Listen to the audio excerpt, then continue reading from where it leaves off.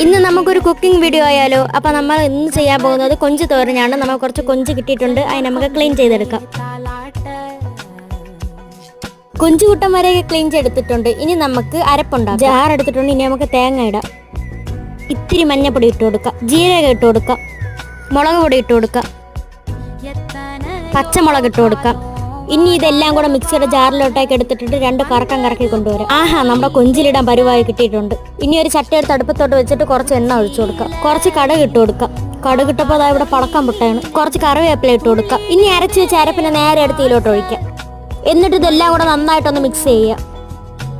ഇനി നമ്മുടെ മെയിൻ ആയിട്ടായ കൊഞ്ചിനയിലോട്ട് ഇട്ട് കൊടുക്കാം. നന്നായിട്ടൊന്ന് മിക്സ്. മാങ്ങ ഇട്ട് കൊടുക്കാം. മാങ്ങ ഞാൻ കുറച്ച് കൂടുതൽ ഇട്ടിട്ടുണ്ട്. ഇനി അതിൻ്റെ കൂടെ മുരിങ്ങയ്ക്ക് ഇട്ട് കൊടുക്കാം. തക്കാളിയും കൂടെ ഇട്ട് കൊടുക്കാം. ഉപ്പിട്ട് കൊടുക്കാം.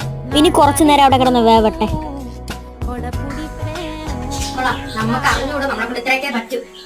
നല്ല വെന്ത് വന്നിട്ടുണ്ട്.